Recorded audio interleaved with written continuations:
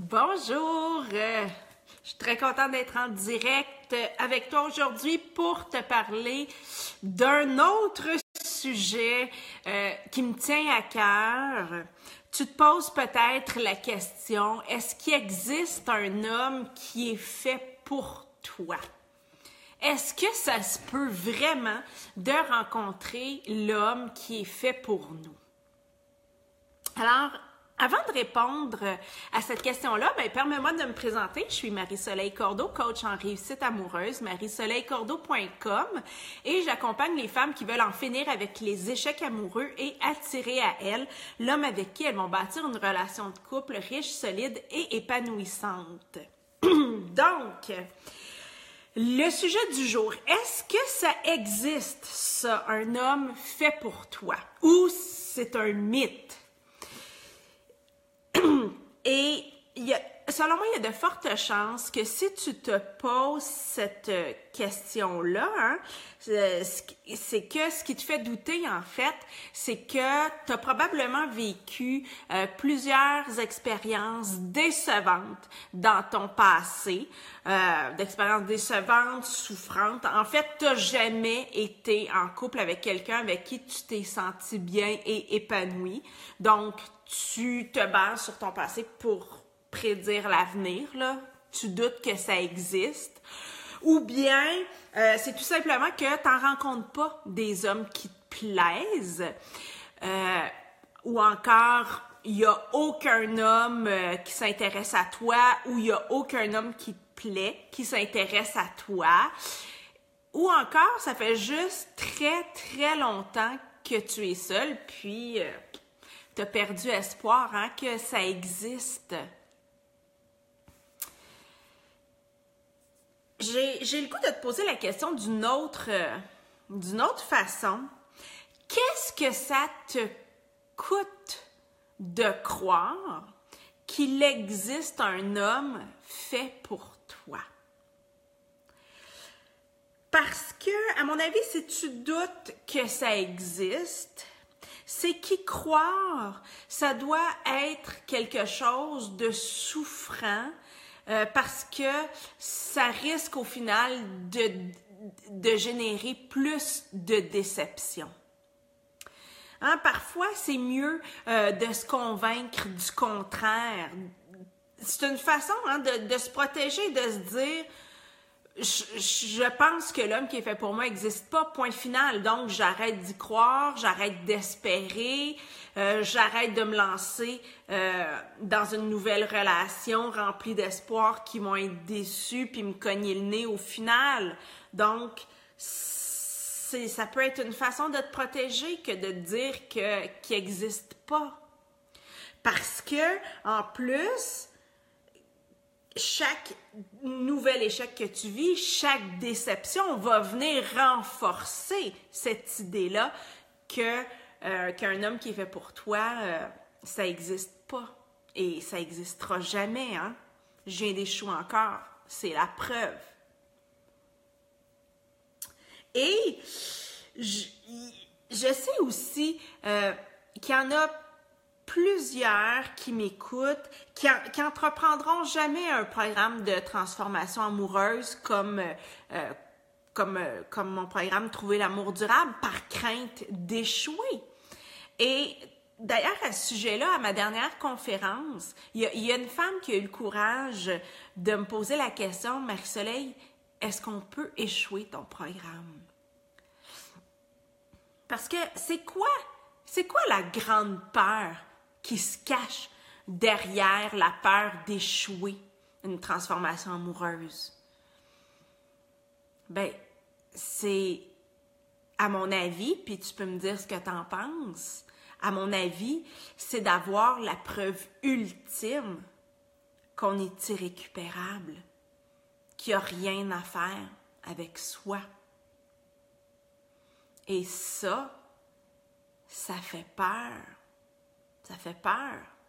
Parce que personne qui veut être convaincu d'être irrécupérable, c'est comme une souffrance qui est juste trop grande à supporter. Donc, je reviens à ma fameuse question, hein? Est-ce qu'il existe quelqu'un fait pour toi? Alors, la réponse est simple, et tu t'en doutes, hein? Tu te doutes bien de ce que je vais répondre, hein? C'est sûr que je vais te dire que oui, que je suis convaincue que l'homme qui est fait pour toi existe. Et oui, même si je te connais pas, même si je sais rien de toi. Pourquoi est-ce que j'en suis autant convaincue? Parce que dans mon système de croyance à moi, tout être humain est digne d'être aimé. Tout être humain mérite et a droit de recevoir ce à quoi il aspire. Alors, la question, c'est pas de savoir est-ce que l'homme qui est fait pour toi existe. Ça, c'est oui, hors de tout doute. Mais c'est plutôt que pour y arriver à rencontrer, à trouver cet homme-là qui est fait pour toi, ben, il faut d'abord que tu prennes conscience de ce qui t'empêche de le rencontrer ou de l'attirer à toi. Et ce qui t'en empêche, ben, c'est toutes les croyances négatives que tu as à ton sujet, toutes ces idées négatives que tu entretiens à ton sujet. C'est ces idées-là qui te gardent prisonnière de l'échec amoureux ou prisonnière de la solitude. C'est toutes ces idées-là négatives que tu entretiens à propos de toi, puis probablement aussi à propos du monde, à propos des autres, qui te gardent dans l'état où tu es actuellement. Et je vais t'expliquer comment. C'est que ces idées-là que tu as, qui sont fausses à ton sujet, même si toi, tu es persuadé qu'elles sont vraies, ces idées-là te font adopter des comportements d'auto-sabotage qui, au final, vont venir renforcer ou prouver toutes ces idées fausses que tu as à ton sujet. Là. C'est vraiment un cercle vicieux, une roue qui tourne. Je te donne un exemple. Mettons une idée fausse que tu entretiens à ton sujet. Je suis pas digne d'être aimée, j'en vaux pas la peine. Ça va t'amener, qu'est-ce que ça va t'amener à adopter comme comportement d'auto-sabotage? Disons, ça va t'amener à accepter n'importe quoi, à pas te montrer trop difficile dans le choix d'un homme, à faire beaucoup de compromis, peu importe. Là, je pourrais faire une vidéo là-dessus sans problème. Donc, forcément que tu vas te retrouver dans des relations insatisfaisantes, avec des hommes qui te traiteront pas bien, et là, ben, ça va, tu sais, on revient au début, là, ça va renforcer l'idée comme quoi t'en vaux pas la peine, comme quoi t'es pas digne d'être aimé. Alors, la chose que tu dois faire, c'est du grand ménage. Du grand ménage dans toutes ces idées fausses-là que tu entretiens à ton sujet, que tu as conscience d'entretenir, oui, mais parfois même que tu n'as pas conscience d'entretenir. Et c'est vraiment pour cette raison-là que j'ai créé, moi, le programme « Trouver l'amour durable ». Pour que tu puisses le faire, ce grand ménage-là. Puis, en fait, ce grand ménage-là, c'est quoi? C'est de déprogrammer toutes ces idées fausses-là à ton sujet. Puis quand je parle de déprogrammer, hein, c'est bien sûr au sens figuré du terme, là. Déprogrammer, faire le ménage. Et ensuite, hein, une fois que tout ça est déprogrammé, ben, avoir la place de programmer des idées positives à ton sujet. Et encore là, quand je parle de programmation, on s'entend, c'est une image. Donc, de t'inculquer ou de développer des idées positives à ton sujet. Des idées puis des croyances positives. Parce que c'est ce qui va te permettre d'adopter ensuite de bons comportements. Donc, quel genre de bon comportement? Je donne un exemple. Donc, si, mettons une idée positive que tu pourrais développer, tout simplement, j'en vaux la peine, j'ai de la valeur, j'ai tout ce qu'il faut pour être aimé.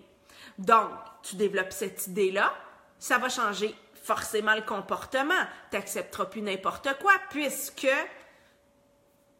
tu sais que tu as de la valeur, que tu as tout ce qu'il faut pour être aimé. Donc, tu vas probablement faire de meilleurs choix. Tu vas exiger d'être traité avec respect, par exemple. Tu laisseras plus les hommes te traiter n'importe comment. Et c'est ce qui va te permettre, ultimement, d'attirer l'homme qui est fait pour toi. En fait, l'idée, là, c'est d'inverser cette idée-là que tu as, toi, là, dans ta tête. Autrement dit, de te dire que tu cherches l'homme qui est fait pour toi pour te prouver que tu as de la valeur. Ça, c'est ce que tu fais actuellement. Et c'est pour ça que c'est aussi important d'avoir un homme dans ta vie pour te donner cette validation-là. Moi, ce que je veux t'amener à faire, c'est un shift au niveau de ta pensée pour que tu te dises plutôt « j'en vaux la peine ».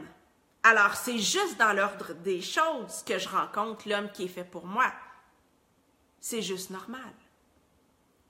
Tu vois-tu à quel point c'est un petit shift, là, c'est une inversion presque dans la phrase, mais ça n'aura pas du tout le même impact dans ta vie.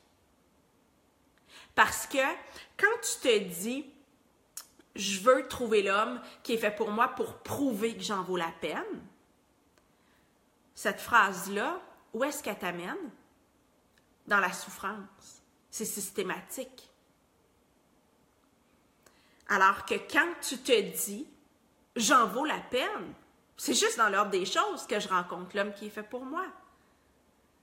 Ben, l'enjeu final, là, est plus aussi important parce que j'en vaux la peine. J'ai plus besoin absolument d'un homme dans ma vie pour me prouver que j'en vaux la peine, pour me prouver que j'existe, pour me prouver que j'ai besoin d'être aimée. Je veux un homme dans ma vie pour autre chose. Et là, ben, ça sera à toi de définir le autre chose, mais ça sera probablement pour partager, vivre des bons moments, évoluer, grandir aux côtés de quelqu'un, peu importe, réaliser des projets de vie. Mais ça sera plus, tu seras plus dans un espace de souffrance. Alors, c'est vraiment le message que je souhaitais te transmettre aujourd'hui.